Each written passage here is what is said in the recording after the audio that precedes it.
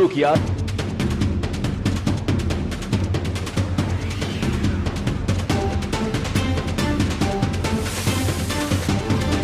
India news Haryana, अपनी बोली अपना चैनल।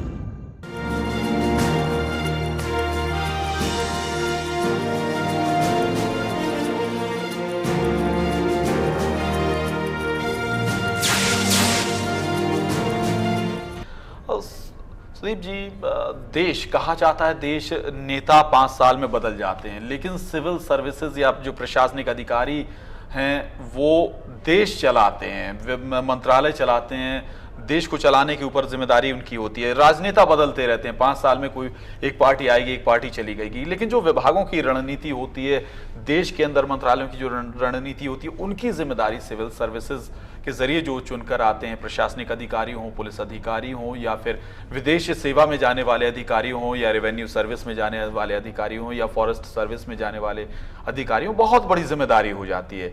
और इसीलिए शायद, चलिए विकास भी जुड़ गए हैं, एक बार विकास के पास चलते हैं। विकास जी, फिर एक बार आपको बहुत बधाई, और बताएं कैसे कैसे रहा ये सफर आपका। जी, सफर अपने आप में अच्छा रहा, क्योंकि आखिर में जैसे कि एवरीथिंग इज वेल, सो अपने ये सफलता मिली है तो अब अच्छा लग रहा है सफर। लेकिन हालांकि मुश्किलों से भरा था, कठिनाइयां आई, बहुत ज्यादा मेहनत करनी पड़ी, लेकिन आखिर में किसी न किसी तरह के हौसले से अपनी मेहनत मैंने उन पे पार पाया, और आखिरकार आज मुझे ये दिन देखने को मिल रहा है। जी जी, तैयारी कैसे आपकी हुई, कैसे आपने क्या सब्जेक्ट्स लिए थे अपने इस एग्जाम के लिए, और क्या आपने इससे पहले कोई जॉब की, क्या थोड़ा सा बताएं विकास, क्योंकि लोग जानना चाहते हैं कि उनके बीच से जो निकला हुआ व्यक्ति है वो कैसे इस मुकाम तक पहुंचा है। जी, मैंने पिछले साल 2013 में IIT रुड़की से अपनी बीटेक स्नातक की डिग्री अपनी की थी। बीटेक के साथ ही मैंने अपने अंतिम वर्ष में ही इसकी तैयारी शुरू कर दी थी, सिविल सेवा की, और मैंने कोई कैंपस प्लेसमेंट के लिए भी अप्लाई नहीं किया था, और उसके बाद डायरेक्ट मैंने इस एग्जाम के लिए मैं अपीयर हुआ था, और इसी साल मुझे सफलता मिल गई थी। जी, तो सुदीप जी एक और टेक्नोक्रेट्स हमारे साथ हैं। विकास जी मतलब टेक्नोक्रेट्स के साथ साथ अब एडमिनिस्ट्रेटिव ऑफिसर भी बन जाएंगे। विकास जी, ये सवाल सुदीप से भी मैंने किया था कि आपके दिमाग में क्या रहा, पुलिस सेवा में जाने का टारगेट था, या प्रशासनिक सेवा में जाना चाहते थे, या इसके अलावा कुछ और कहीं और जाना चाहते थे यूपीएससी के जरिए? मेरा प्रथम लक्ष्य तो हमेशा से प्रशासनिक सेवा ही रहा है। फिर भी मेरा एक मानना है कि अगर ड्यूटी आपको किसी भी स्तर पे, किसी भी एडमिनिस्ट्रेटिव पोजीशन पे आपको जो भी ड्यूटी मिलती है, ये आपका कर्तव्य होता है कि आप उसको अच्छे तरीके से उसका निर्वहन करें, क्योंकि अंत में सभी जो गवर्नमेंट सर्विसेज है उनका अल्टीमेट एम होता है, जो एक सिटीजन है, जो देश के जो नागरिक हैं, उनके लिए एक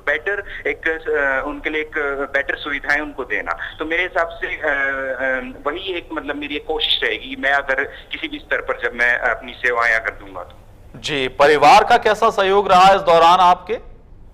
जी, परिवार का बहुत अच्छा सहयोग रहा, शुरू से ही उन्होंने मुझे सपोर्ट किया है। मेरे पेरेंट्स ने, स्पेशली मेरी जो मदर है, उन्होंने हमेशा से मुझे बहुत मोटिवेट किया है, और एक साइकोलॉजिकल और इमोशनल सपोर्ट प्रोवाइड किया, जो कि बहुत जरूरी हो जाता है इस कठिन परीक्षा के लिए। तो उनका सपोर्ट हमेशा से मेरे लिए एक बड़ा एक स्ट्रॉन्ग पॉइंट मेरा रहा है। जी, यार दोस्त रहे होंगे जिनका एक अहम होता है आपको मोटिव करना, इसके अलावा यार दोस्त कई बार आपको सपोर्ट करते हैं इस तरीके से। उन यार दोस्तों से भी जुड़ी कुछ यादें अगर आपकी हो तो बताइए।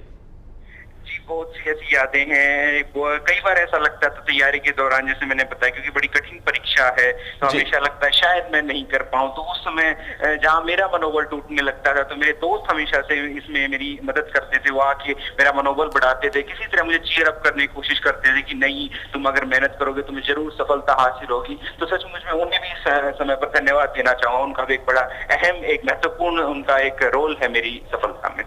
जी बिल्कुल, इंस्पिरेशन, मोटिवेशन, सुदीप जी हमारे साथ बने हुए हैं। सुदीप, इंस्पिरेशन, मोटिवेशन बहुत ऐसे शब्द हैं कि लोग इन्हें शब्द ना कहें, बल्कि कई बार जमीन गहरी खाई से भी आप निकल कर बाहर आ जाते हैं। अगर कोई मोटिवेट करने वाला हो, आपको इंस्पिरेशन देने वाला हो, कितना अहम होता है सक्सेस में ये सब चीजें, इस तरह की बहुत इंपॉर्टेंट है। जी, जैसे एग्जाम में 5-6 लाख एप्लीकेंट्स हों, उसमें फाइनली 1000 की लिस्ट में आना सिर्फ मेहनत से नहीं होता। मेहनत तो सब करते हैं, जितने भी सीरियस कैंडिडेट्स होते हैं सारे मेहनत करते हैं जी, बट उस लेवल पे अपने आप को परफॉर्म कर पाना, एग्जाम में बहुत कम समय मिलता है क्वेश्चंस को आंसर करने के लिए, सोचना, उनको फ्रेम करना, लिखना।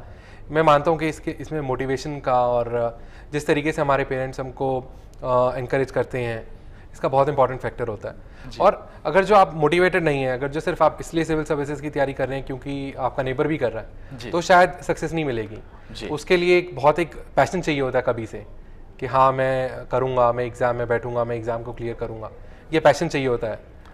पैशन के साथ आप अगर कोई भी काम करें तो जाहिर सी बात है सक्सेस आपके कदम चूमेगी। अब आपने रैंक हासिल कर ली, इसके बाद कुछ दिन ट्रेनिंग भी चलेगी, लेकिन टारगेट क्या लेके चल रहे हैं, कैसे देश की सेवा करना चाहते हैं, क्या दिमाग में चल रहा है, क्या प्लानिंग, क्या आप, क्योंकि बहुत सारी बातें दिमाग में होती हैं जब आप ये सब कर रहे होते हैं कि जब मुझे ये हासिल होगा तो मैं ये करूँगा, यहाँ पहुँचूँगा तो उसके बाद वो करूँगा। अभी तो सबसे पहले दिमाग में ये है कि अभी तो फिलहाल एग्जिस्टिंग सिस्टम को समझना है कि किस तरीके से जो गवर्नमेंट ऑर्गेनाइजेशंस हैं वो किस तरीके से काम करती हैं। उसके बाद मेरा जो प्राइवेट सेक्टर का एक्सपीरियंस है, एक बहुत ही लीडिंग इंडियन बिजनेस हाउस में मैंने काम किया है, तो वहाँ से अगर जो मैं कुछ चीज़ों को यहाँ पे इम्प्लीमेंट कर सकूँ तो मैं इसकी तरफ सोच विचार करूँगा। दूसरा मेरा मानना है कि आगे आने वाले टाइम में, अभी तक जो प्राइवेट सेक्टर है और गवर्नमेंट सेक्टर है, उन्होंने एक किस्म से अलग अलग तरीके से काम करें, अलग अलग डायरेक्शंस में काम किया है। बहुत इंपॉर्टेंट होगा कि गवर्नमेंट सेक्टर और प्राइवेट सेक्टर को साथ मिलकर काम करना होगा। तो इसमें किस तरीके से क्या ऐसी कंडीशंस क्रिएट की जा सकती हैं कि जिसमें दोनों के बीच में ज़्यादा अच्छी कोऑर्डिनेशन। वो कोऑर्डिनेशन शायद आप ज़्यादा अच्छे से तालमेल बनवा पाए। विकास जी हमारे साथ बने हुए। विकास जी, बड़ी अच्छी रैंक हासिल की आपने, नाम रोशन किया, अब क्या टारगेट्स हैं आपके, क्या करना चाहते हैं देश के लिए, प्रदेश के लिए? क्योंकि बड़े अच्छे व्यूज होते हैं हमारे कि हम प्रशासनिक सेवा में जा रहे हैं तो ये करेंगे देश के लिए, वो करेंगे। विकास जी, सबसे पहले जो मैं कहना चाहूंगा कि हमारे देश में बहुत सारी पॉलिसीज बनती हैं, बहुत सारे लॉज, नियम, कायदे, कानूनों की कमी नहीं है, लेकिन सबसे बड़ी प्रॉब्लम आती है उनकी इम्प्लीमेंटेशन में। कहीं ना कहीं जब वो एक ग्राउंड लेवल पे जब उनकी इम्प्लीमेंटेशन में कहीं ना कहीं कमी रह जाती है, तो मेरी सबसे बड़ी यह है, जो मेरी प्राथमिकता यही रहेगी कि मैं जिस भी पोजीशन पे हूँ, जो भी मेरे सामने जिन पॉलिसीज का इम्प्लीमेंटेशन का दारोमदार मुझ पर हो, मैं उसको एक अच्छे से, एक एफिशिएंट और इफेक्टिव मैनर में मैं उसको लगा सकूँ। साथ ही मेरी ये कोशिश रहेगी कि एक जनता के पास एक ग्रीवेंस रिड्रेसल मैकेनिज्म होना चाहिए कि अगर लोगों पे किसी भी प्रकार की उनमें अगर किसी भी शिकायत है, किसी भी तरीके की अगर उनमें परेशानियां वो महसूस कर रहे हैं, तो वो सीधा आके बड़े अफसर से उनका एक डायरेक्ट कांटेक्ट होता कि वो अपनी ग्रीवेंस बता सकें, जिसका जल्दी से जल्दी निराकरण किया जाए। तो यह मेरी प्राथमिकता रहेगी।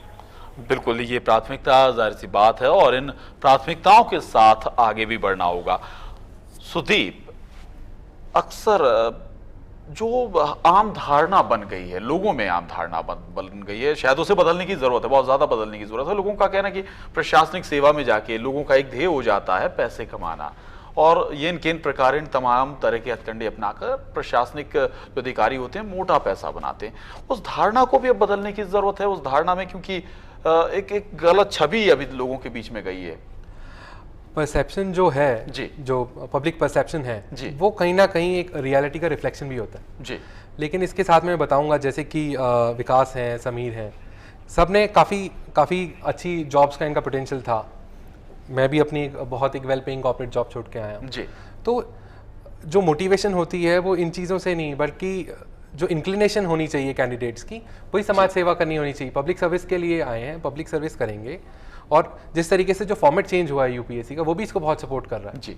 और बाकी हम अपने काम को, अगर जो एक तो आगे अच्छा काम करना, और दूसरा उसको लोगों को बताना कि भाई ट्रांसपेरेंसी के साथ ये चीज़ें हो रही हैं, सबके साथ कलेक्टिव डिसीजन मेकिंग है, ताकि जो आर्बिट्रेरीनेस है डिसीजन मेकिंग्स में, उसे खत्म किया जा सके। जी बिल्कुल, तो ऐसे कदम उठाए जा सकते हैं कि आने वाले वक्त में तस्वीर भी बदलेगी। विकास हमारे साथ बने हुए।